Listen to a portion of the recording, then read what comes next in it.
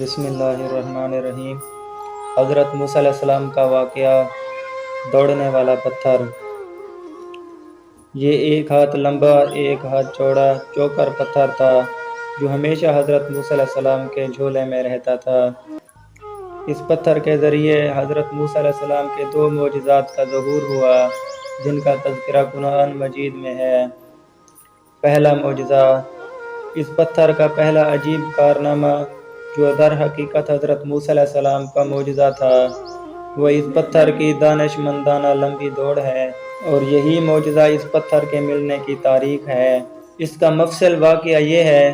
کہ بنی اسرائیل کا یہ عام دستور تھا کہ وہ بالکل ننگا بدن ہو کر مجمع عام میں غسل کیا کرتے تھے،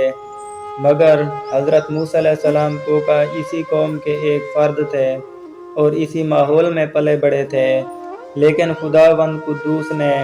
اس کو نبوت اور رسالت کی عظمت سے سرفراز فرمایا تھا، اس لیے آپ کی عصمت و نبوت بھلا اس حیا سوز بے غیرتی کو کب گوارا کر سکتی تھی۔ آپ بنی اسرائیل کی اس بے حیائی پر سخت نالاں اور انتہائی بیزار تھے، اس لیے آپ ہمیشہ یا تو تنہائی میں یا تہمت پہن کر غسل فرمایا کرتے تھے۔ بنی اسرائیل نے جب یہ دیکھا کہ آپ کبھی بھی ننگے ہو کر غسل نہیں فرماتے تو ظالموں نے آپ پر بہتان لگا دیا کہ آپ کے بدن کے اندرونی حصوں میں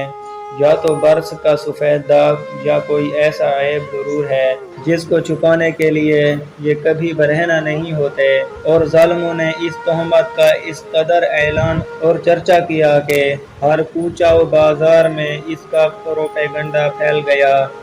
اس مکروہ تہمت کی شورش کا حضرت موسیٰ علیہ السلام کے قلب نازک پر بڑا صدمہ اور رنج گزرا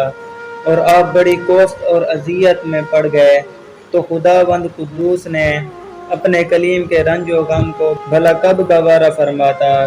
اور اپنے ایک برگزیدہ رسول پر ایک عیب کی تہمت بھلا خالق و عالم کو کب اور کیوں کر اور کس طرح پسند ہو سکتی تھی۔ ارحم الراحمین نے آپ کی برات اور بے عیبی ظاہر کر دینے کا ایک ایسا ذریعہ پیدا فرمایا کہ دم و زدن میں بنی اسرائیل کے پروپیگنڈا اور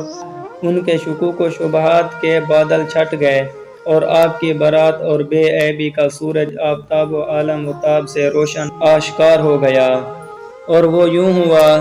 کہ ایک دن آپ پہاڑوں کے دامنوں میں چھپے ہوئے ایک چشمہ پر غسل کے لیے تشریف لے گئے،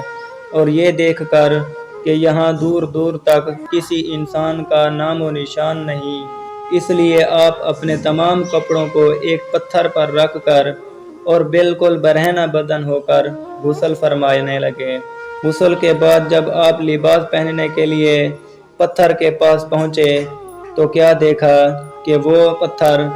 آپ کے کپڑوں کو لیے ہوئے سرپٹ بھاگا چلا جا رہا ہے۔ یہ دیکھ کر حضرت موسیٰ علیہ السلام بھی اس پتھر کے پیچھے پیچھے دوڑنے لگے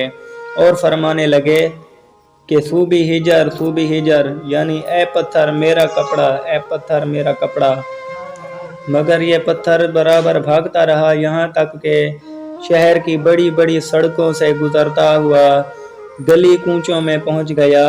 اور آپ بھی برہنہ بدن ہونے کی حالت میں برابر پتھر کو دوڑاتے چلے گئے۔ اس طرح بنی اسرائیل کے ہر چھوٹے بڑے نے اپنی آنکھوں سے دیکھ لیا کہ سر سے پاؤں تک آپ کے مقدس بدن میں کہیں بھی کوئی عیب نہیں ہے، بلکہ آپ کے جسم اقدس کا ہر حصہ حسن و جمال میں اس قدر نقطہ کمال کو پہنچا ہوا ہے کہ عام انسانوں میں اس کی مثال تقریباً محال ہے۔ چنانچہ بنی اسرائیل کے ہر فرد کی زبان پر یہی جملہ تھا کہ خدا کی قسم حضرت موسیٰ علیہ السلام بالکل ہی بے عیب ہیں۔ جب یہ پتھر پوری طرح حضرت موسیٰ علیہ السلام کی برات کا اعلان کر چکا تو خود بخود ٹھہر گیا۔ آپ نے جلدی سے اپنا لباس پہن لیا اور اس پتھر کو اٹھا کر اپنے جھولے میں رکھ لیا۔